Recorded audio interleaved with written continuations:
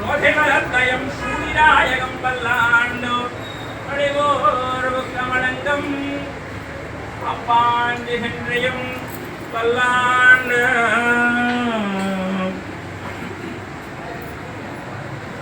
పదేషుదనాగారే అవ్యాహతపరాక్రమ రామానుజాయ దివ్యాఖ్యాతివాసురమధ్వనాన్ దిగంతం యావినే భూయా సాధిలోకహితైషణే శ్రీమన్న శ్రీరంగ శ్రియమనుభద్రవదినం అనుదినం తుంబర్దయా శ్రీమన్న శ్రీరంగ శ్రియమనుభద్రవదినం అనుదినం తుంబర్దయా నమ శ్రీశైలనాథాయ కుంతే నగర జన్మనే ప్రసాదలబ్ధవరమ ఆప్యకైంకర్యశాలినే శ్రీశైలేశనయాపాత్రం దేవజ్ఞాధిగుణార్ణవం యదేంద్రః ప్రవణం వందే యజామానరం వెంకటేశ కర్పూరహారతి మహాకారమెల్ల బాపు మంగళం విదే వందనం విదే శ్రీ వెంకటేశ కర్పూరహారతి మహాకారమెల్ల బాపు మంగళం విదే వందనం విదే కామాడి వరములెత్తివే తులసి మాతకు గతజన్మ కోటివి బహుళ మాటకు రకమైన పరంధామ మంగళం విదే వందనం విదే శ్రీ వెంకటేశ కర్పూరహారతి మహాకార కల్ల బాపు మంగళం విదే వందనం విదే మంగళం విదే వందనం విదే మంగళం విదే వందనం విదే மாறிபெய்து ஓங்கு பெரும் சென்னல் முடிவயலுலகா உங்கும் துவளை போதில் போரை பண்டு கண்படுப்ப தேங்காதேவுக்கு 2 சிறுமலை பத்தி வாங்க குடும் நிறைக்கம் வள்ளம் பெரும் பசுக்கள் நீங்காத செல்வம் నిరిందేలో రంబావాయ్ ఎవరైనా చెప్తారా ఈ పాసరం చూసేనా మన భాష కాదు తమిళ నుంచి అనువదింపబడినటువంటిది దీన్ని పాసురం అంటారు మనం పాట అని కూడా చెప్పుకుంటారు పెద్దవాళ్ళందరూ కూడా 3వ పాసురంలో ఆండాల తల్లి ఏ విషయాన్ని చెప్తుందో ఒకసారి చూద్దాం మిక్కిలి పొడుగుగా పెరిగి జగత్తును కొలిచిన పురుషోత్తముని యొక్క తిరునామమును అనుసంధించి నోము అను నెపముతో స్నానము చేసితిమేమి క్షామము లేక దేశమంతయు క్షేమమునందునట్లు ఏం నెపము స్నానము అనేటువంటి నెపము దేనికి చేయాలి అసలు స్నానము దేనికి వ్రతం చేయాలి దానివల్ల వచ్చేటువంటి ఫలితం ఏమిటి అనే విషయాన్ని చెప్తుంది మిక్కిలి పొడుగుగా పెరిగి జగత్తును కొలిచాడట ఒక ఆయన ఎవరు ఆయన వామన అవతారం ఆయనకి పురుషోత్తముడు అని కూడా పేరు ఎన్ని పాదాలు ఉంటాయి ఆయనకి 3 పాదాలు మనకి 2 పాదాలు ఉంటాయి మీరు ఎక్కడైనా ఏ గుడికి వెళ్ళినా సరే పాదాలు 2 ఉంటాయి చేతులు కావాలంటే 10 ఉంటాయి 20 ఉంటాయి రకరకాలుగా ఉంటాయి దశభుజాలు ఉంటాయి షడ్భుజాలు ఉంటాయి కదా చేతులు ఎక్కువగా ఉంటాయి సహజంగా ఏ దేవతకైనా చతుర్భుజాలు ఉంటాయి 2 చేతుల్లో శంఖచక్రాలు ఉంటాయి 2 చేతుల్లో బాణాలు కావచ్చు మిగతా ఆభరణాలు కావచ్చు కటివరదాలు కావచ్చు ఇలాగా ఇంకో 2 చేతులు ఆ విధంగా ఉంటాయి పాదాలు మీరు ఎక్కడ చూసినా కూడా 2 ఉంటాయి కానీ ఇక్కడ జగత్తును కొలిచినటువంటి పురుషోత్తముడట ఈయనకి 3 పాదాలు ఉన్నాయి బలిచక్రవర్తి యొక్క వృత్తాంతం తెలుసు కదా సమయం వెళ్ళిపోతుంది కాబట్టి మీకు తెలుసు అనే విషయంతోనే ముందుకు వెళ్తున్నాను అటువంటి పురుషోత్తముని యొక్క తిరునామములను అనుసంధించి నోము ఏ నోము ధనుర్మాస నోము స్నానం అనేటువంటి నెపము అంతే కదా ఆ యొక్క కారణం లేకపోతే మనం 4వ గంటకే స్నానం చేసి గుడికి వస్తామా గుడి తెరవం కూడా ఇప్పుడు ఎన్ని గంటలకి ఉదయం 7 గంటలకు తెలుస్తుంది మీరు స్నానం చేసి వచ్చిన గుడిలో స్వామి దర్శనం ఉండదు కాబట్టి ధనుర్మాసం కాబట్టి స్నానం అనేటువంటి ఒక నెపాన్ని పెట్టుకొని ఈ వ్రతం చేయడం కోసంగా మనం ఈ విధంగా చేసినట్లయితే దాని యొక్క ఫలితం ఏమి ఉంటుంది చెప్తాను ఆండాల తల్లి క్షామము లేక దేశమంతయు క్షేమమునందునట్లు క్షేమం అంటే కరువు కాటకాలు ఈతి బాధలు అంటారు మనకి తినడానికి బియ్యం లేవు ఉండడానికి ఆవాసం లేదు. ఇవన్నీ కూడా కరువు వచ్చినప్పుడు వచ్చేటువంటి విషయాలు. అటువంటి కరువులేవి రాకుండా దేశమంతా కూడా క్షేమంగా ఉంటుందట ఈ యొక్క నెపముతో చేసినటువంటి యొక్క వ్రతము యొక్క ఫలితం. కనుక ఏమిటి ఇంకా ఫలితాలు? నెలకు 3 వానలు కురులు. ఎన్ని వానలట? 3 వానలు. నెలకు 3 వానలు కురవాలట. అది ఋతువుని బట్టి వర్షం అనేటువంటిది ఉంటుంది. అలాగే పాడి పంట సమృద్ధిగా ఉండాలి అంటే వాన సక్రమమైనటువంటి సమయంలో కురవాలి. ఎప్పుడు పడితే అప్పుడు కురిస్తే ఏమవుతుంది? పెన్నా నది పొంగుతుంది, వెంకటేశ్వరపురం మీదకి దూసుకొస్తుంది. అవునా? కొన్ని సంవత్సరాల క్రితం దూసుకొచ్చింది, ఇళ్ళన్నీ ముంచేసింది. ఎప్పుడు పడాలో అప్పుడు పడితే పంటకి సమృద్ధిగా నీరు అందుతుంది కదా. అలాగా నెలకి 3 వానలు ఏ సమయంలో కురవాలో ఆ సమయంలో కురుస్తాయట ఈ యొక్క వ్రతం చేస్తే. అత్యున్నతముగా పెరిగిన వరి పైరుల మధ్యను మత్స్యములు పొర్లగా. బాగా చక్కగా పైరు పెరిగిందట, వరి పైరు. పెరగకపోతే కిందే ఉంటుంది, కొట్టి నేల ఉంటుంది, లేదా కొద్దిపాటి వర్షం పడితే బురద ఉంటుంది. చక్కగా కానీ ఆ పైరు పెరిగితేట ఆ మధ్యలో మత్స్యములు పొర్లుతూ చక్కగా ఆడుకుంటాయట. అటువంటి పైరు ఉంటుందట ఈ యొక్క వ్రతం చేయడం వల్ల. కలువ పుష్పముల యందు తుమ్మెదులు నిద్రింప.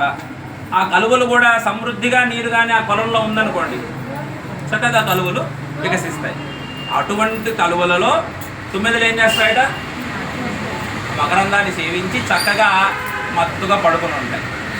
ఈ వర్షమే లేదు, పొలంలో నీరు లేదు, కలువలు వికసించలేదు, తుమ్మెద ఎక్కడ పడుకుంటుంది? లేదు కదా. కాబట్టి అటువంటి చక్కటి వాన పడితే, పొలం నిండితే, ఆ యొక్క పొలంలో ఉండేటువంటి తామర పుష్పాలు వికసిస్తే దానిలో ఉన్నటువంటి మకరందాన్ని సేవించి తుమ్మెదలు చక్కగా నిద్రిస్తాయట. నిద్రింప కదలక కూర్చుండి పాలచేపు చే బలిసియుండు పొదుగును బట్టి పిండగా పాలచే బాండములు నిండు. ఇదంతా ఎక్కడ జరుగుతోంది? ఆండాల తల్లి గుహలో, ప్రేపల్లిలో జరుగుతుంది. అవునా? ప్రేపల్లిలో వారి యొక్క సంపదని ఏమని చెప్పుకున్నాం? పశు సంపద అని చెప్పుకున్నాం. ఆ పశు సంపద చక్కగా కానీ వానలు పడినటువంటి దాని వల్ల వచ్చినటువంటి పైరుని మిగిలిన భాగాన్ని అవి సేవించగల, అవి బలిష్టముగా పెరిగి ఆ పాల చేపుతో ఉండేటువంటి ఆ పొదుగులతో పిండితే చక్కటి ఆ బాండముల కింద ఎంత పెట్టారో ఆ బాండములన్నీ నిండిపోయి పొర్లుతున్నాయట. ఇవన్నీ జరగడానికి కారణం ఏమిటి? ఈ ధనుర్మాసం అనేటువంటి నోము, స్నానం అనేటువంటి నెపముతో మనము చేసినటువంటి వ్రతం యొక్క ఫలితము ద్వారా, పడినటువంటి వానల ద్వారా, వికసించినటువంటి కలువల ద్వారా, పండినటువంటి పైరు ద్వారా, అది సేవించినటువంటి పశువుల ద్వారా అది బలిసి చక్కగా మంచి పాలను వృద్ధి చెందాయట. అలా గట్టి ఔదార్యము గల గొప్ప పశువులను, నిత్యైశ్వర్యమును సంపూర్ణముగా మనకు అనుగ్రహింపబడును ఈ యొక్క వ్రతము చేస్తే అని ఆండాల తల్లి 3వ పాశనంలో చెప్పడం జరిగింది. 4వ పాశనం ஆழைமழை கண்ணா ஒன்று நீகை கரவேல் ஆளிகள் புத்த முகந்து கடியார் தேரி ஒளி முதல்வன் உருவம் போல் மெய்கரத்து பாளையம் தோளுடைய பரபநாவன் கையில் போல் மின்னி வலம்புரி போல் நிட்டு திரிந்து தாளாதேஷாண்ட உதைத்த சரவளை போல் வாழ உலகினில் பெய்திடாய் நாங்குளம் மார்கழி நீராட పడిందేలో రంబాబాయ్. 4వ పాశనంలో చాలా గొప్ప పాశనం ఇది. దీనికి వర్షపాశనం అని పేరు. ఒకవేళ ఎప్పుడైనా కానీ మనకి వర్షాలు లేకుండా క్షామం, ఇందాక చెప్పినట్టుగా క్షామం కానీ వచ్చినట్లయితే తమిళ దేశస్థులు, ద్రవిడ దేశస్థులు ఈ పాశనం 4వ పాశనాన్ని అనేక మార్లు పారాయణం చేస్తారు. నేను పాఠశాలలో చదువుకుంటున్న రోజుల్లో సుమారుగా 2001 లేదా 2002వ సంవత్సరం నాకు గుర్తుంది దాని ప్రకారం వర్షాలు 2001 లేదా 2002 వర్షాలు లేక, నీరే లేక చాలా అగచాట్లు పడుతున్న సందర్భంలో వేద పాఠశాలలో చదువుకునేటువంటి మా వైష్ణవ సాంప్రదాయాన్ని అనుసరించేటువంటి వారందరినీ పిలిచి తిరుమల గుడిలో ఆంజనేయ స్వామి గుడి ఉంటుంది. ఆంజనేయ స్వామి ఉంటుంది కదా, స్వామి గుడికి ఎదురుగా దాని వెనకాల ఆస్థాన మండపం అనేటువంటిది ఒకటి ఉంటుంది. ఆస్థాన మండపంలో ఈ పాసరాన్ని కొన్ని వేల సార్లు మా చేత జపం చేయించాం. జపము పూర్తయి పూర్ణాహతి అయ్యింది, వడగళ్ళ వాన పడింది. తెలిసిందా? మీరు కావాలంటే వార్త చూసుకోవచ్చు. అందరూ కలిసి ఈ యొక్క పాసరాన్ని అనేక మార్లు వేల సార్లు జపం చేసి హోమం చేస్తే పూర్తయిన వెంటనే వడగళ్ళ వాన పడింది. ఆ రోజు తిరుమలలో, ధర్మగిరి వేద పాఠశాలలో అంతా కూడా అంత గొప్ప పాసురం ఈ యొక్క పాసురం. దీనిలో ఏం చెప్తుంది ఆండాల తల్లి అంటే, గొప్ప వర్షమునకు అధిపతి యగువు పర్జన్యుడా. ఎవరు పర్జన్యుడు? వరుణదేవుడు గొప్ప వర్షానికి అధిపతి. ఆయన లేకపోతే వర్షం పడదు కదా. ఓ పర్జన్యుడా, నీ ఔదార్యమునందు వంచన లేక మహాసముద్రమునందు జొచ్చి నీటిని పూర్ణముగా పానము చేసి ఉరుము మెరుపులతో ఆకాశమంతయు వ్యాపించి జగత్కారణభూతులకు సర్వేశ్వరుని తిరునేను వలె నల్లని బల సౌందర్యము గల పద్మనాభన యొక్క సుదర్శన చక్రము వలె మెరిసి స్వామి పాంచజన్య శంఖము వలె గర్జించి ఆలస్యము లేక శ్రీశాంగము చే విడవబడిన శ్రీరామ బాణ వర్షము వలె లోకములోని వారు సుఖించినట్లును మేము మార్గశీర్షమాసమునందు సంతోషముతో స్నానము చేయుట కొరకు వర్షింపుము అని చెప్తోంది ఆండాల తల్లి. ఓ పర్జన్యుడా, వరుణదేవుడా, నీ ఔదార్యమునందు వంచన లేక నువ్వు చక్కగా విశ్రాంతి తీసుకుంటావేమో, కుదరదయ్యా. నిన్ను నియమించిన వాడెవడు? భగవానుడు. ఏం పని చేయమన్నాడు నిన్ను? నెలకి 3 వానలు కురిపించమన్నాడు. అయితే ఆ నెలకు 3 వానలు ఎలా పడతాయి అంటే, ఆడవారు వారి యొక్క ధర్మాల్ని చక్కగా అనుసరిస్తే, వారు ఆ ధర్మాన్ని అతిక్రమిస్తే చాలా ఉంటాయి వారి యొక్క విశేషాలు. ధర్మాలంటే ధర్మం అనేటువంటిది ఎప్పుడు కూడా మారుతూ ఉంటుంది. సందర్భానుసారంగా, వ్యక్తిని బట్టి, పరిస్థితిని బట్టి ధర్మం మారుతూ ఉంటుంది. ఆ ధర్మాన్ని ఎప్పుడు కూడా దృష్టిలో పెట్టుకొని ఆడవారు ఎప్పుడైతే ప్రవర్తిస్తారో, అతిక్రమించరో, అప్పుడు అటువంటి సందర్భంలో ఓ పర్జన్యుడా, నువ్వు చక్కగా వానని కురిపిమని చెప్పాడు విష్ణు భగవానుడు. ఇప్పటికీ చక్కగా వానలు పడి మనం సవ్యంగా ఉన్నామంటే దానికి కారణం స్త్రీమూర్తులే. మీరు లేకపోతే ఇప్పుడు వానలు పడేవి కాదు, ఇంకా చాలా ఘోరంగా ఉండేది ఈ కలియుగం. కాబట్టి పర్జన్యుడిని నియమించాడు భగవంతుడు. కాబట్టి ఓ పర్జన్యుడా, నువ్వేం చేస్తావో తెలుసా? నువ్వు ఔదార్యం నందు వంచన లేక నువ్వు రెస్ట్ తీసుకోవద్దు. చక్కగా వెళ్ళి ఏం చేయాలి? పానము చేయాలి. ఎక్కడ? మహాసముద్రమునందు. ఆయనకి ఎక్కడికి నీళ్లు? వరుణదేవుడికి. ఆయన మంత్రాలు వేస్తే రావు. వర్షం ఎలా పడుతుంది? మేఘాల ద్వారా పడుతుంది. ఆ మేఘాలు ఏం చేస్తాయి? సముద్రం దగ్గరికి వెళ్ళి సముద్రంలో ఆ అలలు ఏదైతే ఉన్నాయో ఆ అలల మీదకి వచ్చినటువంటి ఆవిరిని పైకి తీసుకుంటాయి. కాబట్టి నువ్వు సముద్రమునందు జొచ్చి నీటిని పూర్ణముగా పానము చేయి. ఇక్కడ ఒక విశేషం, సముద్రంలో నీరు ఏ విధంగా ఉంటుంది? రుచి. మీరు వాన నీళ్ళు చూడండి ఎలా ఉంటాయి? ఉప్పగా కూడా ఉంటాయి కొన్ని సందర్భాల్లో, కానీ ఎక్కువ శాతం తీగా ఉంటాయి వాన నీళ్ళు. అది ఎలా సాధ్యం? అక్కడేమో సముద్రంలో నుంచి తీసుకున్నటువంటి నీరుని ఇక్కడ వర్షంగా కురిపిస్తున్నాడు వర్జన్యుడు అని చెప్తున్నారు.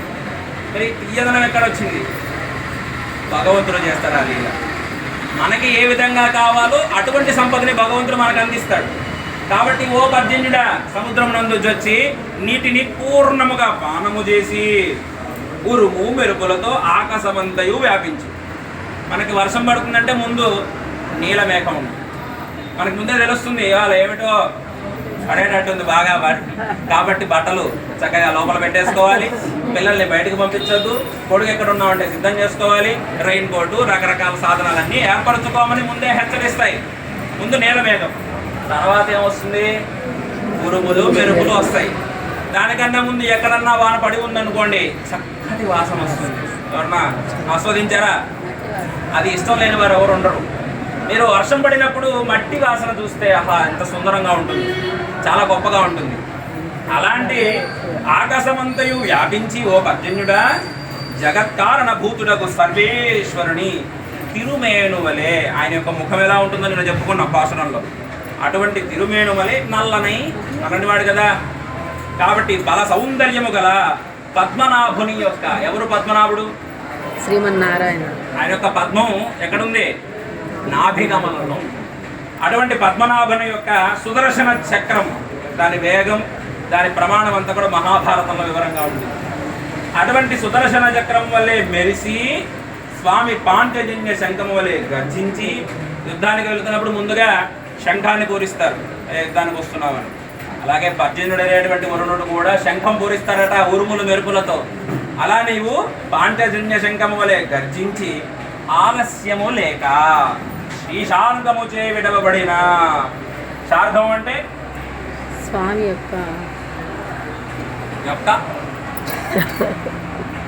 ఏమిటి? యొక్క శార్గం అంటే ఏంటి? మనం చెప్పుకున్నాం ఇంతకుముందు కూడా. స్వామికి ఆయుధాలు ఉన్నాయి. పాంచజన్య శంఖం ఉంది, సుదర్శనం అనేటువంటి చక్రం ఉంది, కౌమోదకి అనేటువంటి గద ఉంది, శ్రీశార్ఘం అనేటువంటి ధనస్సు ఉంది. ఒక్కొక్కదానికి ఒక్కో పేరు ఉంది. ఆ శ్రీశార్ఘము చే విడవబడిన శ్రీరామ బాణములు ఎలా ఉంటాయా బాణములు తెలుసా? ఆయన తూనీరాలు ఉంటాయి, ఇక్కడ కట్టుకొని వెళ్తారు యుద్ధానికి వెళ్ళేటప్పుడు. అక్కడ తూనీరంలోంచి ఇలా చక్కగా తీసి బాణాన్ని ఆ శార్ఘానికి ఇలా పెట్టి ఇలా వేస్తే అది ఎవరి పేరు చెబితే వాళ్ళకో లేదా దృష్టితో చూసి ఆ వారికి తగలాలంటే వారికో తగులుతుంది. శ్రీరాముడి యొక్క బాణాలు ఎలా ఉంటాయి తెలుసా? 14,000 మందిని ఒకేసారి సంహరించాడు 14 నిమిషాల్లో స్వామి. అప్పుడు బాణ పరంపర ఎలా ఉందా అంటే ఎప్పుడు బాణం తీస్తున్నాడో తెలియదు, బాణం ఎప్పుడు కొడుతున్నాడో తెలియదు. బాణం వెళ్తోంది, వారిని సంహరిస్తోంది, తిరిగి మళ్ళీ తూలిరంలోకి వస్తుంది. అంత చక్కగా వేగం ఎలా ఉందంటే గొప్ప వేగం, అది వర్ణనాతీతం. వాల్మీకి మహర్షి కూడా ఇంతటి వేగమా అని ఆశ్చర్యపోయాడట తన యొక్క రామాయణ రచయిత. అంత గొప్పముగా శ్రీశార్ఘము చే విడవబడినటువంటి శ్రీరామ బాణముల వలె వర్షింపుము. ఎలా వర్షించాలి? ఇంత గొప్పగా. నువ్వు వాన కురిపిస్తే ఎలా ఉండాలంటే ఎవరికి ఇబ్బంది కలగకూడదు, కానీ నీ వేగం ఎలా ఉండాలి? శ్రీరామ బాణముల వలె వేగముతో వర్షించి సంపద వృద్ధి చేసి, ఓ పర్జన్యుడా, మేము మార్గశీర్ష మాసమునందు సంతోషముతో స్నానము చేయుట కొరకును. ఇప్పుడంటే బావులున్నాయి, మోటార్లు ఉన్నాయి, పెన్నా నది పక్కనే ఉంది, ఆ నదిలోంచి నీళ్ళు వస్తున్నాయి, ట్యాంక్ ఉంది, రకరకాల సాధనాలు. అప్పట్లో చెరువులు ఉండేవి, లేదా నదీ ప్రవాహానికి వెళ్ళి స్నానం చేయాల్సి వచ్చేది. అలా నదీ ప్రవాహంలో నీరు ఎప్పుడు ఉంటుందా? ఇప్పుడంటే రిజర్వాయర్లు కూడా ఉన్నాయి, మనకు కావాలంటే నీరు ఆపేసుకోవచ్చు, కావాల్సినప్పుడు వదులుకోవచ్చు. అప్పట్లో లేవు కదా. కాబట్టి వర్షం పడితేనే మనకి ఇవన్నీ సాధనాలు చేయడం కోసంగా అనుకూలంగా ఉంటుంది. కాబట్టి ఓ మార్గశిర మాసమునందు మేము స్నానము చేయడం కొరకు నీవు చక్కగా వర్షింపు అని ఆండాళ్ళ తల్లి చెప్పటం లేదు, శాసిస్తోంది పర్జన్యుణ్ణి. జై శ్రీమన్నారాయణ.